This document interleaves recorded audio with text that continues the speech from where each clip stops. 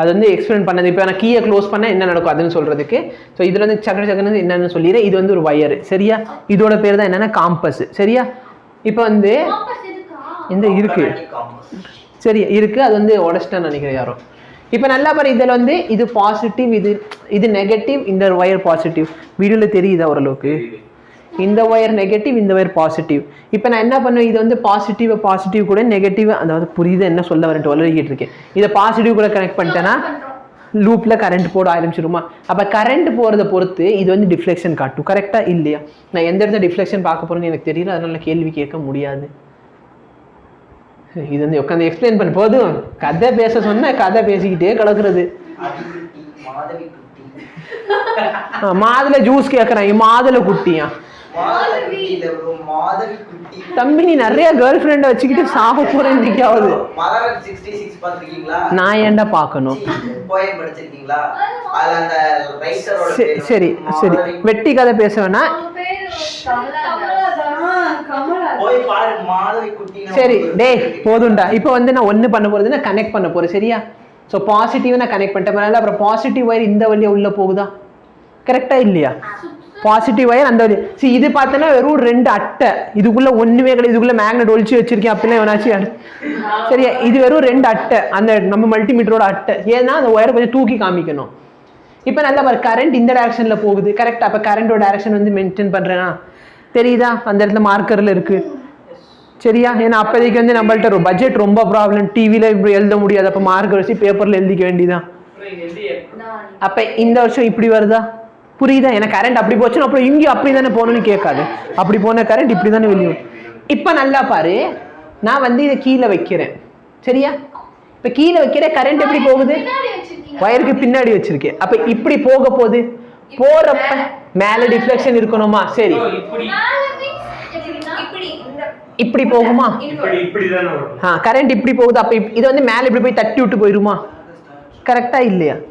என்ன தம்பி, கரண்டோட டைரக்ஷன் நீங்க மென்ஷன் பண்ணிட்டீங்களா? ஒருத்தன் ஏறி மீதி சுவிட்ச் போர்டை உடைச்சிட்டு, இந்த சுவிட்ச் போர்டு எங்க நீ தானே ஏறி உடைச்ச? டிஃப்ளெக்ஷன் எல்லாம் கதை பேசுங்க. இந்த டிஃப்ளெக்ஷன் தெரியுதா? அந்த நீடில் போனது தெரிஞ்சா இப்படி வந்த கரண்ட் என்ன பண்ணிருச்சு, மேக்னெட்டில் வச்சு சப்புன்னு அடிச்சு விட்டு, இந்த புள்ளி இருக்கு பாரு மேல, இந்த இடத்துல ஒரு புள்ளி இருக்கும், அதனால பாரு இந்த அப்படி போனோன்னு இப்படி தட்டி விட்டுருச்சா, தெரியுதா? டிஃப்ளெக்ஷன் தெரியுதா? அகைன் பாருங்க, அதை ஆஃப் பண்ண டிஃப்ளெக்ஷன், ஏன்னா மேக்னெட்டிக் ஃபீல்ட் காணாம போயிடும். அப்ப எர்த்தோட மேக்னெட்டிக் ஃபீல்ட் எந்த டைரக்ஷன் இருக்கும் அதே டைரக்ஷன் என்ன வந்துடும், டிஃப்ளெக்ஷன் வந்துடும். அப்ப நல்லா பாருங்க, சுவிட்சை போட்டோன்னே இந்த டைரக்ஷன்ல போக போதா, கரெக்டா இல்லையா?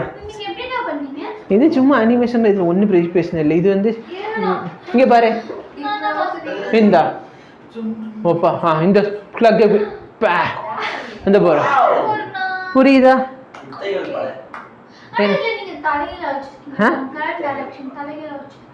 ஏடா இங்கேயும் அதே டைரக்ஷன்ல போகுது, இங்கே அதே டைரக்ஷன் தானே, என்னடா பிரச்சனை உனக்கு வாழ்க்கையில? இங்க பாரு,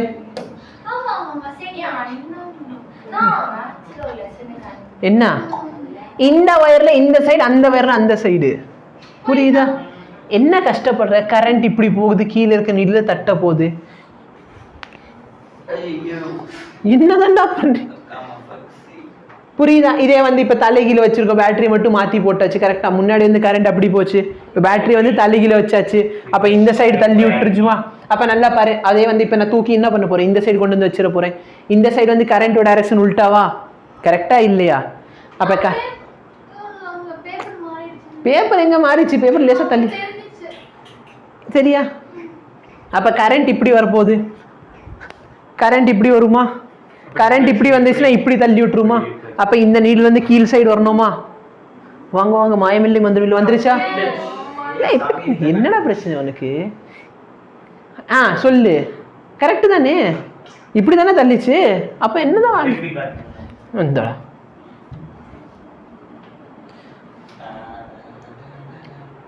வாய் வந்து கிளிய போதுடா ஒருத்தவனுக்கு.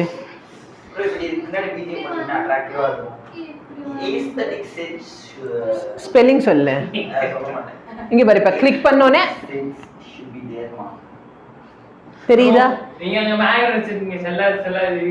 சரி வெயிட், அப்ப ஸ்விட்ச் போடுற வரைக்கும் அந்த மேக்னெட் வந்து என்ன பண்ணிச்சு? திடீர்னு ஸ்விட்ச் போட்டா மேக்னெட் பக்கத்துல வந்துச்சு. அதுதானே இங்க வயர் தானே சொலினாய்டு. அது ஏன்டா அதுதானே காமிச்சிக்கிட்டு இருக்கேன். அந்த வயர்ல தானே மேக்னெட் சொலினாய்டு. வயரை வந்து சுத்துறது தானே சொலினாய்டு. சரியா? சரியா? அப்ப இதே தான் காமிச்சிருப்பேன். இதோட பார்த்தனா எது அது ரியோஸ்டாட்னு சொல்லுவாங்க பார்த்தியா?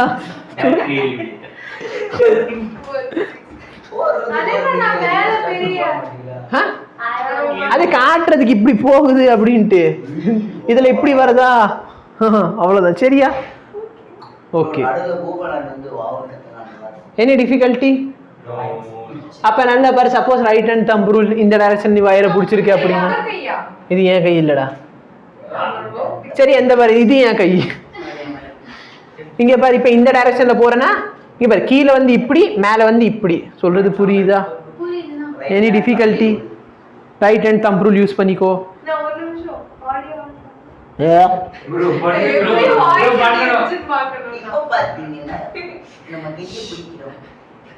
எனக்கு கேட்கல, அங்க பேசிக்கிட்டு அங்க காட்டுது. இல்ல அப்போதைக்கு நான் ஸ்ட்ரெயிட்டா மைக்ல பேசணும். அது வந்து இப்படி கேமரா இப்படி வச்சுட்டு இப்படி பின்னாடி இருந்து பேசணும். அப்பதான் கேட்கும். அப்பெல்லாம் மைக் வாங்க காசு இல்லை. புரியுதா? Any difficulty?